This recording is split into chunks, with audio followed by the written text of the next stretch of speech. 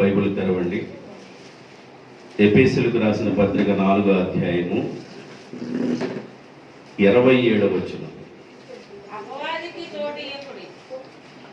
అపవాదికి చోటు ఇవ్వకుడి. దేని చోటు ఇవ్వద్దంట? అపోస్తులైన పౌలు సంఘానికి ఉత్తరం రాస్తుంటాడు, అపవాదికి చోటు ఇవ్వబాకండి.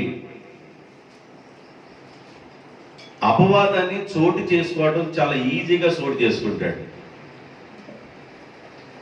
అపవాది ఒక చిన్న మాట దగ్గర కూడా చోటు చేసుకుంటాడు. అపవాది ఆయన ఆ మాట అనుకుంటుంటే బాగుండేదండి, ఆమె ఆ మాట అనకుండా ఉంటే బాగుండేది, నా లైఫ్ బాగుండేది అని అంటారు. అంటే ఒక్క మాట దగ్గర ఏమైపోతుంది? అనుకున్న పని మొత్తం ఫెయిల్ అవుతుంది. అందుకని అపవాది ఏం చేస్తాడంటే చాలా సులువుగా చిక్కులు పెడతాడు. చిన్న చిన్న విషయాల్లో చిక్కులు పెడతాడు. 120 సంవత్సరాలు కలిసి ఉన్న రాజ్యము మొక్క చెక్కలైపోవటానికి గల కారణం ఏంటంటే నోటి మాట. ఏదంట? నోటి మాట. 120 సంవత్సరాలు కలిసి ఉన్న ఐక్య రాజ్యము మొక్కలైపోవటానికి గల కారణం ఏంటంటే నోటి బలహీనత. నోటి మాట రాజ్యాన్ని మొక్కలు చేసేసింది. మా నాన్న నడుము కంటే నా చిటికిని వేలు పెద్దది అన్నాడు. ఎవరు? రెహబాము.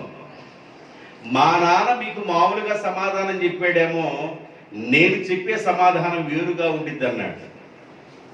కాబట్టి దేవుని పిల్లలుగా ఉన్నవారు ఎవరైనా కూడా ఎదుటి వారితో మాట్లాడేటప్పుడు ఆసి తూసి మాట్లాడాలి. ఏ మాట మాట్లాడితే ఆ మాటకి 10 అర్థాలు తీసుకుంటారో, ఏ మాట మాట్లాడితే ఏ మాట వస్తుందో, ఏ మాట మాట్లాడితే ఏమో జరుగుద్దోనని ఆసి తూసి మాట్లాడటం నేర్చుకోవాలి దేవుని బిడ్డలు.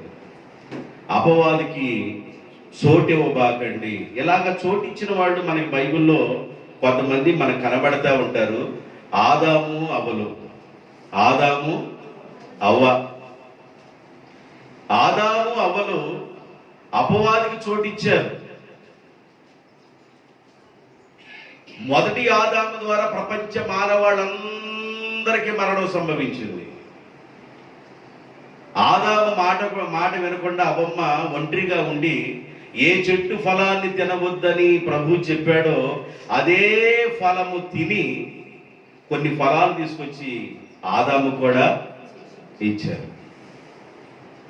అపవాదికి ఎప్పుడైతే చోటిచ్చారో బైబిల్ ఏం చెబుతుందంటే, ఆదాము అవ్వమ్మ మీరు అపవాదికి చోటిచ్చారు కనుక మీ నిమిత్తము ఈ నేల శపించబడింది. నేల ఏమైపోయింది? శపించబడింది. అక్కడ బలురక్క చెట్లు, ముళ్ళు, గచ్చ పొదలు మొలుస్తాయి. వాటన్నిటిని కొట్టుకొని ప్రయాసతోను వ్యవసాయం చేసి నీ రక్తమును చెమటగా మార్చి ఆహారం తింటావు నువ్వు.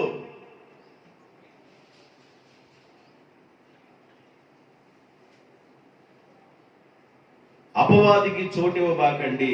అపవాది ఎలాంటి వాడంటే, అపవాది యొక్క చాలా డ్యూటీ ఉంది. అపవాది యొక్క డ్యూటీలు ఎలా ఉంటాయో చెప్తారు, జాగ్రత్తగా వినండి. యోబు గ్రంథం 1వ అధ్యాయము 6-7 వచనాలు. యోబు గ్రంథం 1వ అధ్యాయము 6-7 వచనాలు. దేవదూతలు యెహోవా సన్నిధిని నిలుచుటకై ఒక రోజు తటస్థించెను. ఆ దినమున అపవాది అనువాడు వాళ్ళతో కలిసి వచ్చెను. యెహోవా అపవాది నువ్వు ఎక్కడి నుండి వచ్చితివని అపవాదిని అడుగగా, అపవాది నేను ఈ భూమి మీద ఇటు అటు తిరుగులాడుచు అంతులో సంచరించుచు వచ్చితినని యెహోవాకు ప్రత్యుత్తరం ఇచ్చెను. అపవాది యొక్క శాస్త్రాలు ఎలా ఉంటాయి అంటే, ఇటు అటు తిరుగుతుంది. ఇక్కడ మాట ఆడ, ఆడ మాట ఏడ, ఏడ మాట ఆడ, ఆడ మాట ఏడ. అపవాది యొక్క విధానం ఏంటంటే ఈ కొంపలో సిచ్చు పెట్టి ఆ కొంపలో సిచ్చు పెట్టింది అపవాది. బైబిల్లో రాయబడి ఉంది, అపవాది పడద్రోయబడి ఉన్నాడు, వాడికి నిద్ర లేదు, రాత్రి పగలు సహోదరుల మీద నేరాలు మోపుచూ ఉంటాడు అపవాది. అందుకని అపవాది యొక్క తంత్రాలను మీరు ఎరిగిన వారై ఉండండి. అపవాదికి చోటు ఇవ్వబాకండి. అపవాది అనేవాడు ఇటు అటు తిరుగుతూ ఉంటాడు. తిరిగే పని ఎవరిది అంటే అపవాది పని. దేవుని పిల్లలుగా ఉన్నవారు గుర్తించి, పలానావి ఏడమాట ఆడ చెబుతుందే, ఆడమాట ఏడ చెబుతుందే, పలానావి ఇట్లా చెబుతుందంటే ఈమె దేవుని ఆత్మ కలిగి ఉందా, దేవుని ఆత్మ లేదనేది నువ్వు గ్రహించాలి.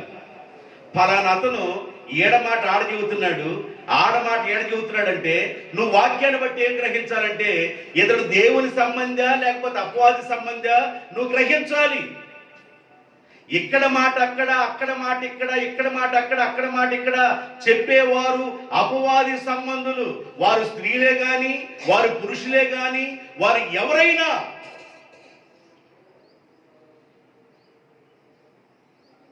అందుకని ప్రభు అంటాడు, మీరు అపవాదికి చోటు ఇవ్వబాకండి. ఒకవేళ చోటిస్తే ఏం జరుగుతుందో చెబుతాను. అపవాదికి చోటు ఇవ్వబాకండి.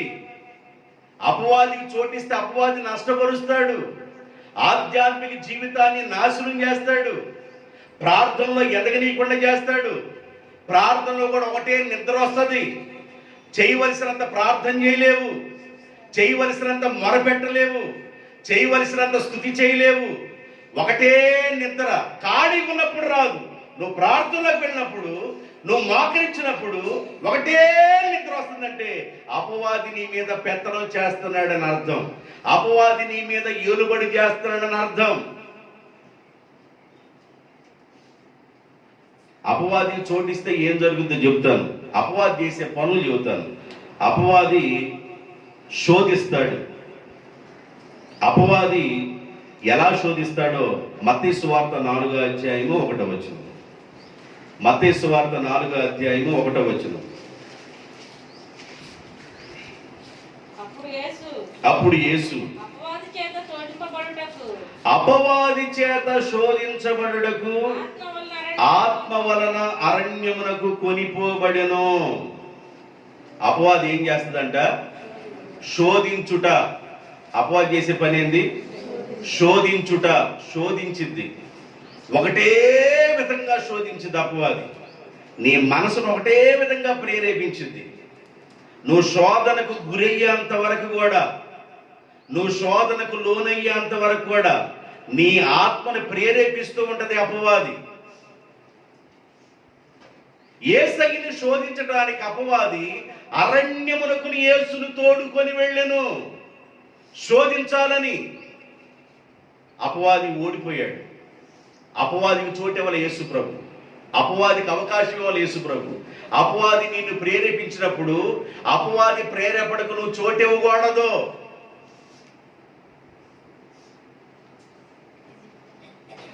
ఈ మధ్య బాపట్ల ఒక అబ్బాయి ఎలికల మందు ఉంది కదా, ఆ పేస్ట్ కొంచెం ముందు మందు దాగి, ఆ మందు దాగిన తర్వాత ఆ ఎలికల పేస్ట్ ఏం చేశాడంటే ఇట్లా పెట్టుకొని మూత తీసి ఒత్తేసుకున్నాడు, మింగేశాడు మొత్తం పేస్ట్. ఆ పేస్ట్ ఇట్లాగే వచ్చేటప్పుడు పొగలేళ్తా ఉంటది. ఎందుకు ఆయన అలా చేశాడని నేను కనుక్కుంటే ఆ పిల్లడు వయసు ఎంత? 20 సంవత్సరాల్లో. ఎందుకు ఈ పిల్లడు ఇలా చేశాడంటే వాళ్ళ అమ్మ చనిపోయింది, వాళ్ళ నాన్నకు ఉంటాడు, వాళ్ళ నాన్న సహకారం లేదు, భార్య సహకారం కూడా లేదు, అన్న వదిన సహకారం కూడా లేదు. ఏదో చూసినట్లుగా ఉన్నారు కానీ ఆ అబ్బాయికి కడుపు నిండా ఆహారం తినగలిగిన వయసు కలిగిన వాడు కనుక కడుపు నిండా ఆహారం కూడా లేదు. భార్య దరిపోళ్ళ దగ్గరికి వెళ్తే ఎంతెంత తింటాడు, ఏమి చేయడని ఆయన మీద నిందలేశారంట. ఈ మాటలన్నీ తట్టుకోలేక నేను ఉంటే ఎంత పోతే ఎంత అనుకుని ఏం చేశాడంటే బెదిరించడం కొరకు చేశాడంట. ఏం చేశాడు? బెదిరించడం కొరకు.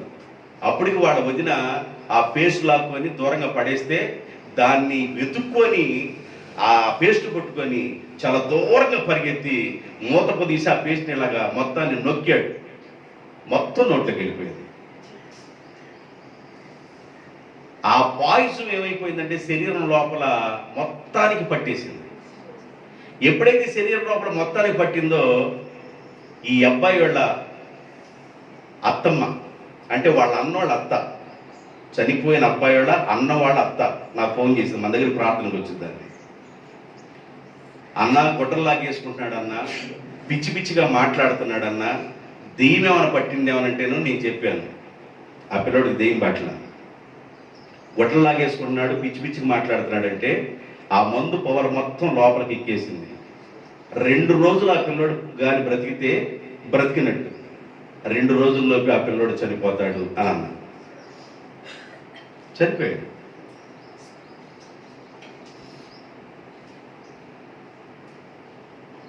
అది లోపలికి వెళ్ళిపోయి తన కార్యం తను చేసినప్పుడు ఆ మనిషికి వచ్చే ఎఫెక్ట్ ఎలా ఉంటుందంటే గుడ్డలు లాగేసుకోవటం, సెలైన్ పెట్టించుకోకపోవటం, పిచ్చి పిచ్చిగా మాట్లాడటం, వేరే ఆలోచనలకు వెళ్ళిపోవటం, ఇలాగా అయిపోతూ ఉంటుంది. కానీ దాని నుండి తట్టుకొని కానీ 2 రోజులు కానీ ఉండగలిగాడు పిల్లోడంటే ఖచ్చితంగా బ్రతుకుతాడు, లేదా ఖచ్చితంగా చచ్చిపోతాడమ్మా. ఎవరినో బెదిరించడానికి చేసిన పని పూర్తిగా జీవితం ఈ భూమి మీద లేకుండా దాటి వెళ్ళిపోయింది. అపవాది ఏం చేస్తాడంటే శోధిస్తాడు. నువ్వు అది చెయ్యి, నువ్వు ఇది చెయ్యి, నువ్వు ఎలా చెయ్యి అని శోధిస్తాడు అపవాది శోధించినప్పుడు అపవాది శోధనకు నువ్వు గురి కాకుండా నువ్వు తప్పించబడాలి. దేవునికి స్తోత్రం, హల్లెలూయా. అపవాది వాడే ఆయుధాల్లో బలమైన ఆయుధం ఏంటంటే శోధించుట. మన వాడే ఆయుధాలు ఏం వాడతాం? కూరగాయలు కొయ్యాలంటే ఏం వాడతాం? ఏం కావాలి? శాఖ కావాలా, కత్తిపెట్ట కావాలా? శాఖతో బలంగా వస్తాం, కత్తిపెట్టతో బలంగా వస్తామా? కూరగాయలు కొయ్యాలంటే కత్తిపెట్టలు బాగా కావాలా? సాతానికి మనం శోధించాలంటే ఏదో ఒక శోధన గురి చేసి ఒకటే విధంగా ప్రేరేపిస్తూ ఉంటాడు. మన చెడులోనికి నడిపించేదాకా, కీడులోనికి నడిపించేదాకా, పూర్తిగా మన జీవితం పతనమయ్యేదాకా అపవాది క్రియ చేయడానికి ప్రారంభిస్తాడు. అపవాది శోధనను గుర్తెరిగి దాని నుండి నువ్వు తప్పించబడాలి. దేవునికి స్తోత్రం. ప్రభు అయిన యేసుక్రీస్తును శోధించాలని యేసయ్యని అరణ్యానికి తోడుకొని పోయిందంట అపవాది. ఈ అపవాది ఎన్నో రీతులుగా శోధించింది. ఎన్ని రీతులుగా శోధించిందో మీకు దేవుని యొక్క వాక్యంలో నుండి చూపిస్తాను. 5వ వచనం, మత్తయి సువార్త 4:5. అంతటా అపవాది పరిశుద్ధ పట్టణము వైపు ఆయన తోడుకొని పోయి యెరూషలేము దేవాలయము శిఖరం మీద నిలవబెట్టి, నిజముగా నీవు దేవుని కుమారుడవైతే ఈ ఆలయం మీద నుండి క్రిందకు దూకు, ఆయన నిన్ను గూర్చి తన దూతలకు ఆజ్ఞాపించును, నీ పాదాలు రాతికి తగలకుండా దేవదూతలు కాపాడతారని వాక్యం ఉంది కదా. సైతాను కూడా వాక్యం చెబుతుంది, నీ పాదములకు రాయి తగలకుండా దేవదూతలు నిన్ను కాపాడతారు కదా, కనుక ఈ దేవాలయం మీద నుంచి దూకు. దూకితే ఏమైంది? 2 అంతస్తుల బిల్డింగ్ మీద కింద దూకితే ఏమైంది? సిమెంట్ రోడ్డు మీదకి బతికొంటాం కానీ జీవితంలో నడవలేము. ఈ 2 అంతస్తుల బిల్డింగ్ మీద నుంచి కింద సిమెంట్ రోడ్లో దిగితే అంటే లోపల ఉన్న కాళ్ళలో ఉన్న ఈ ఎముకలు మొత్తం ఎక్కడెక్కడ టక్ టక్ టక్ టక్ పట్ పట్ పట్ పట్ ఇరిగిపోతాయి. ఈ జీవితంలో కూర్చొని ఉండటమే. యెరూషలేము దేవాలయం మీదకి తీసుకెళ్లిపోయి యేసు ప్రభుని అపవాది అనేవాడు శోధిస్తున్నాడు. నీవు నిజంగా దేవుని కుమారుడివే అయితే, యేసు ప్రభు దేవుని కుమారుడు కదా. సైతాను ఏమని మాట్లాడుతున్నాడు? నిజంగా నువ్వు దేవుని కుమారుడివే అయితే ఈ దేవాలయం మీద నుంచి దూకు, దేవదూతలు నీ పాదములకు రాయి తగలకుండా కాపాడుతారు కదా అని శోధిస్తుంది. శోధిస్తే ప్రభు ఏమన్నాడు? మరి మరి ఒక చోట వ్రాయబడి ఉన్నదని వారితో చెప్పాను. అపవాది నువ్వు శోధింపవలదని వ్రాయబడిన సంగతి నీకు తెలియదా? నీవు నన్ను శోధించబాకని గద్దించాడు. అపవాది మనల్ని ఏం చేసిందంటే శోధిస్తాడు. శోధకుడు శోధిస్తా ఉంటాడు. మన నాశనాన్ని కోరుకునేది అపవాది, మన కీడును కోరుకునేది అపవాది, మన పతనాన్ని కోరుకునేది అపవాది. అపవాది మన పతన వ్యవస్థను కోరుకుంటా ఉంటాడు అపవాది. కనుక యేసు ప్రభు దగ్గరికి వచ్చి అపవాది శోధించడం ప్రారంభించాడు. దేవాలయం నుంచి దూకు అని ప్రేరేపిస్తున్నాడు.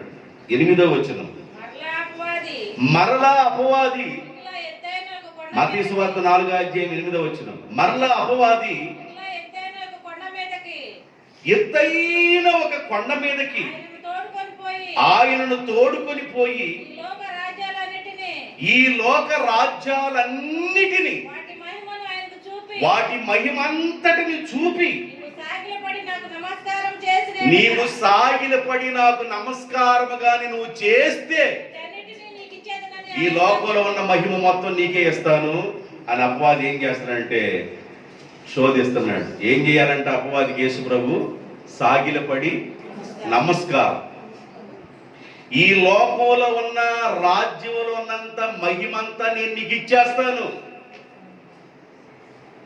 ఒక్కసారి అది చూడు, హైదరాబాద్లో ఉన్న పబ్ చూసావా? పబ్ బాగా రిచ్ ఫ్యామిలీస్ అందరూ వెలుగుపోయిన వాళ్ళందరూ ఆ పబ్కి వెళ్తారు. ఎంత హౌస్ తాగుతారు, ఎగురుతూ ఉంటారు. ఆ పబ్బు కూడా నీకు ఇస్తా. విచిత్రంగా అందరూ డ్యాన్స్లు వేసే వాళ్ళని చూపించారు. ఆ ఆట కూడా నీ వశం చేస్తా. పేటవాళ్ళని, నచ్చల పేటవాళ్ళని, వీళ్ళందరూ నీ వశం చేస్తా. తిరణాలకు వచ్చే వాళ్ళందరినీ నీ వశమే చేస్తా. నీవు నాకు నమస్కారం చేయి చాలంతే, నీవు నా పాదాలకు మొక్కు చాలంతే. ఈ లోకంలో ఉన్న ఏదైతే ఉందో ఆ మహిమంతా నేను నీకు ఇచ్చేస్తాను. ఈ లోకంలో ఉన్న మహిమంతా అపవాదంట ఎన్ని రోజులు చూపించాడు ఒకసారి చూడండి. లోకాసు వార్త 4వ అధ్యాయము, లోకాసు వార్త 4వ అధ్యాయం 5వ వచనం. లోకాసు వార్త 4వ అధ్యాయం 5వ వచనం. అప్పుడు అపవాది ఆయనను తీసుకొని పోయి భూలోకములో ఉన్న రాజ్యములన్నిటినీ ఒక్క నిమిషంలో చూపించెను. అసలుకి ఏ యంత్రం కనుక్కుంటే ఒక్క నిమిషంలో భూలోకంలో రాజ్యాలు మొత్తం తిరిగిద్ది? ఏ యంత్రం కనుక్కుంటే భూలోకంలో ఉన్న రాజ్యాలు మొత్తం ఒక్క నిమిషంలో తిరగలదు? ఈ అపవాది యేసు ప్రభుని ఒక్క నిమిషంలో భూలోకంలో ఉన్న రాజ్యాల మొత్తాన్ని చూపించి నువ్వు నాకు నమస్కారం చేయి, ఈ భూలోకంలో ఉన్న రాజ్యాల మొత్తాన్ని, మహిమ మొత్తాన్ని నేను నీకే ఇచ్చేస్తాను, నువ్వు నాకు నమస్కారం చేస్తాను. అపవాది యేసు ప్రభుని శతకోటి విధాలుగా శోధించింది. ఎన్నో విధాలుగా శోధించాడు అపవాది, ఎన్నో రీతులుగా శోధించాడు.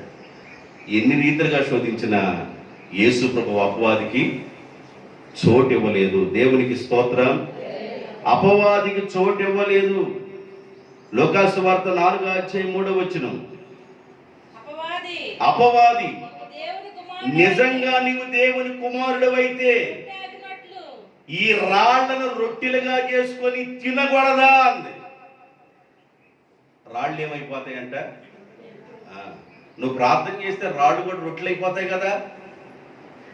ఈ రాళ్లను రొట్టెలుగా చేసుకొని నువ్వు తినొచ్చు కదా. ఎన్ని విధాలుగా శోధిస్తున్నాడు చూడండి అపవాది. అప్పుడు యేసుప్రభు అన్నాడు, మనుషుడు రొట్టె వలన కాదు కానీ దేవుని నోట నుండి వచ్చే ప్రతి మాట వలన జీవించడు కదా. అపవాది నీకు తెలియదా, నీవు నన్ను శోధించవలదని గద్దించను. దేవునికి స్తోత్రం. ఎన్నో రీతులుగా లోకంలో ఉన్న మహిమ మొత్తం, ప్రపంచ దేశాలలో ఉన్న సౌందర్యం మొత్తం నేను నీకు ఇస్తా, నువ్వు నాకు నమస్కారం చేయి, ఈ రాళ్ళ రొట్టెలుగా చేసుకొని తిను. ఒక్క నిమిషంలో లోకంలో ఉన్న రాజ్యాల మొత్తం అపవాది చూపించాడు. ఎత్తైన కొండ మీదకి తీసుకెళ్ళాడు, ఎత్తైన దేవాలయం శిఖరానికి తీసుకెళ్ళాడు. ఇక్కడ నుండి నువ్వు దూకితే దేవదూతలు నిన్ను కాపాడతారు కదా. ఇన్ని విషయాలు చెప్పిన అపవాదికి చోటివ్వలేదు యేసు ప్రభు. అపవాది తంత్రాలను కూల్చివేశాడు. దేవునికి స్తోత్రం. సైతానుడు నీ హృదయాన్ని ప్రేరేపిస్తున్నప్పుడు నీ హృదయము దేవుని ప్రేరేపణతో ఉన్నదా లేక అపవాది ప్రేరేపణతో ఉన్నదా అర్థం చేసుకోవాలి. కొన్నిసార్లు ఓర్చుకమ్మా ఓర్చుకమ్మా ఓర్చుకమ్మా ఓర్చుకమ్మా ఓర్చుకమ్మా ఓర్చుకమ్మా అంటారు పెద్దలు. వాళ్ళ అనుభవాలను బట్టి ఎదుగుతున్న యవ్వనస్తుల్ని లేకపోతే ఎదిగిన యవ్వనస్తులను కూడా కాస్త ఓర్చుకమ్మా ఓర్చుకమ్మా ఓర్చుకమ్మా అంటారు. ఎందుకంటారంటే ఓర్చుకుంటే నువ్వు ధన్యురాలు అవుతావు, ఓర్చుకుంటే నువ్వు ధన్యురాలు అవుతావు, కాస్త ఓర్చుకో. కోడిగుడ్డు ఏమైందంట?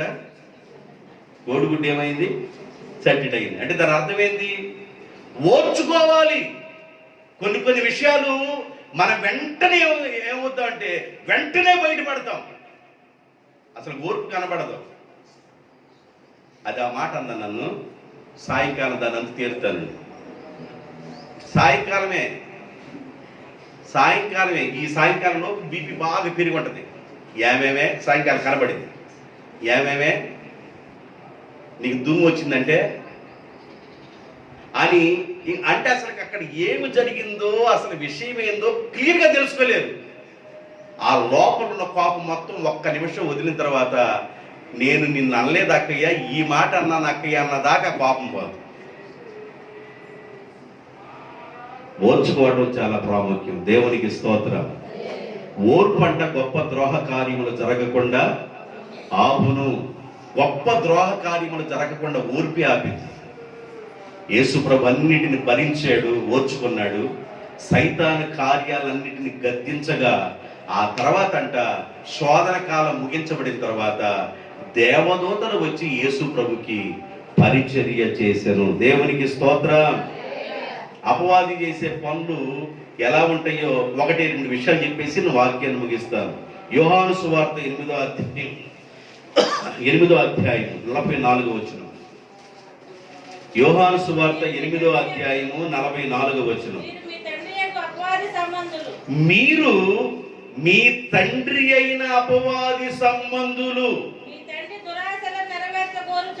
మీ తండ్రి దురాశలను మీరు నెరవేర్చగోరుచున్నారు. ఆది నుండి అపవాది అనేవాడు నరహంతకుడయ్యుండి సత్యములో నిలిచిన వాడు కాడు.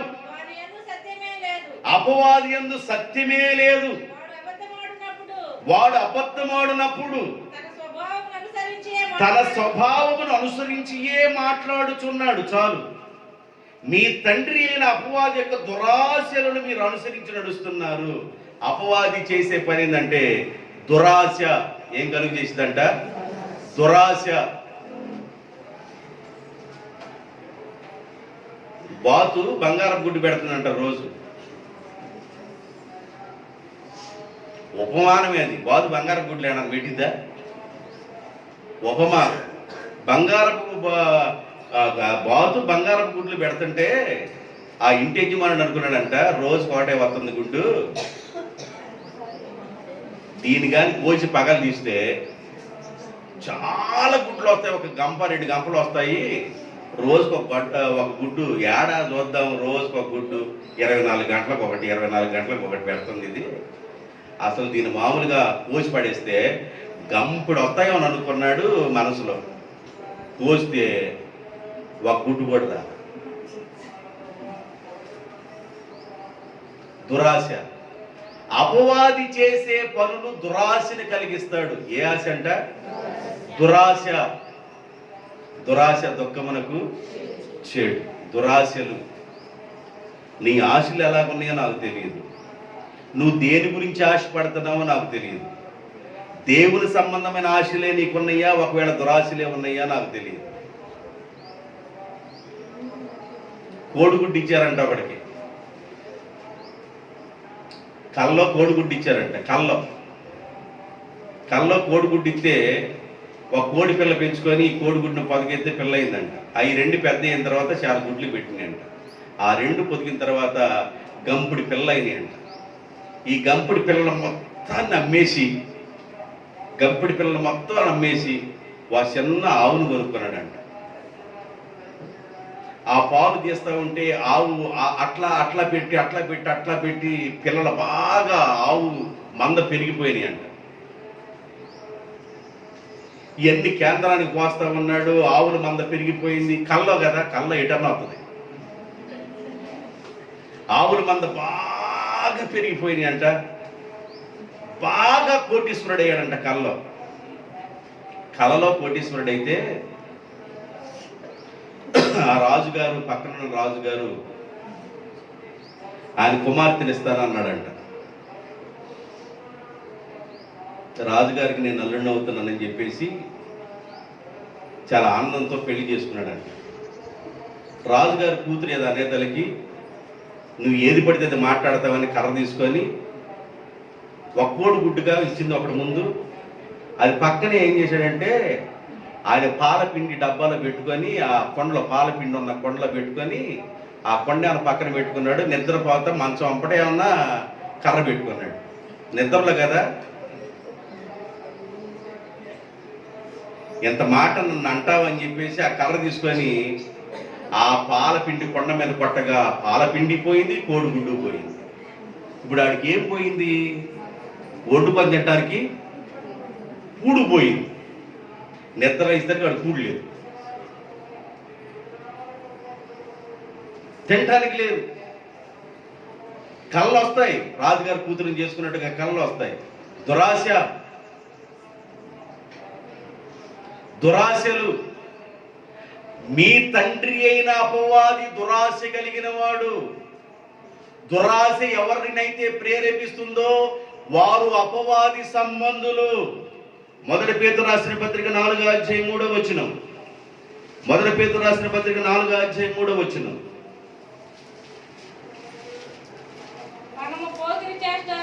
మనము పోకిరి చేష్టలు, దురాశలు మధ్య తిరగేస్తా ఉండండి. బైబిల్ తిరగేస్తా ఉండండి. మెసేజ్ అయిపోయిందాక తిరగేస్తా ఉండండి. పేతురు ఏడు ఉంటుందో మనకు అనవసరంగా. మనము చదవమ్మా. పోకిరి చేష్టలు, దురాశలు, మద్యపానము, అల్లరితో కూడిన ఆటపాటలు, త్రాగుబోతుల విందులు చేయకుండా ఉండాలి. ఏమేమి చేయకుండా ఉండాలంట? పోకిరి చేష్టలు, దురాశలు, అల్లరితో కూడిన ఆటపాటలు, త్రాగుబోతుల విందులు, ఇవి మనము చేయకూడదు. నా మాటలైతే పక్కన పెట్టండి, దేవుడే మాట్లాడిందైతే తీసుకోండి. దేవుడు మాట్లాడుతున్న మాట ఏంటంటే పోకిరి శాస్త్రాలు వదిలేయండి. పోకిరి శాస్త్రాలు అంటే ఏంది? మనవడా ఇట్రా అత్త కూతురు రేపు ఇట్రా. ఈ వయసు ఎంత? ఆడి 3వ సంవత్సరమో 2వ సంవత్సరమో. మనం ముందు నుంచి ఏం చేస్తున్నాము? అత్త కూతురు ఎత్తారంటున్నారా? ఆడికి వయసు వచ్చిన తర్వాత ఏది అత్త కూతురు అనాలి. ఏడకెళ్ళింది అత్త కూతురు అనాలి. పోకిరి మాటలు, పోకిరి శాస్త్రాలు, దురాశలు, ఇవన్నీ అపవాది సంబంధమైనవి. వాటికి మీరు దూరంగా ఉండండి. దేవునికి స్తోత్రం. దురాశ అనేది మీ తండ్రికి సంబంధించింది కాదు, అది అపవాది తండ్రికి సంబంధించినవి. మీ పరలోకపు తండ్రికి సంబంధించినవి కాదు. ఈ లోకనాథుడైన సాతానుడికి సంబంధించినవి దురాశలు, పోకిరి శాస్త్రాలు, త్రాగుబోతుల విందులు. వీటన్నిటికి మీరు దూరంగా ఉండండి అన్నాడు.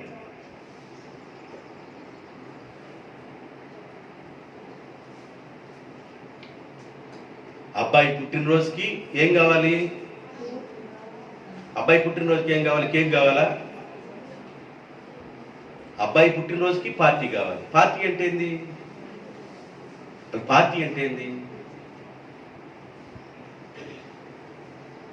థమ్సప్ పోసిస్తే అయిపోద్దా? Party party. గుల్లమ్మాయి ఇంటికి వెళ్ళి 2 లీటర్ బాటిల్ తీసుకురామంటే కాదు కదా పార్టీ. ఇప్పుడు మనం ఏం అర్థం చేసుకోవాలా? అబ్బాయి పుట్టినరోజుకు పార్టీ, ఎంగేజ్మెంట్ అయితే పార్టీ, నిశ్చితార్థం అయితే పార్టీ, పెళ్ళైతే పార్టీ, పోతే పార్టీ, పుడితే పార్టీ. అబ్బాయి పుట్టాడా పార్టీ. అది పార్టీ అంటే ఏంది? పార్టీ అంటే ఏంది అసలుకి? ఒక ముస్లిమ్స్ అమ్మాయి ప్రసవించి హాస్పిటల్లో అమ్మాయి పుట్టింది. అమ్మాయి పుడితే వాళ్ళ నాన్న లడ్లు కొనుక్కొచ్చి కనబడినోళ్ళ కల్లా ఇస్తున్నాడు. ఏందయ్యా కనబడినోళ్ళ కల్లా లడ్డు ఎత్తంటే నా కూతురు పుట్టిందని. ఒక ఈడేం సార్ అబ్బాయి పుడితే అమ్మాయి పుడితే ఎవరు తీసుకెళ్ళారు?